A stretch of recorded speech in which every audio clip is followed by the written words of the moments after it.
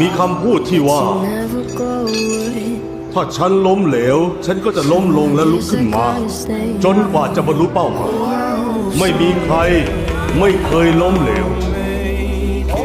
ได้ดีชาววัดปัญญดีพร้อมจะลงเทคนิคแล้วครับไปตอมย่อเทค1 2 3 4 5เทค1 2 3 4 5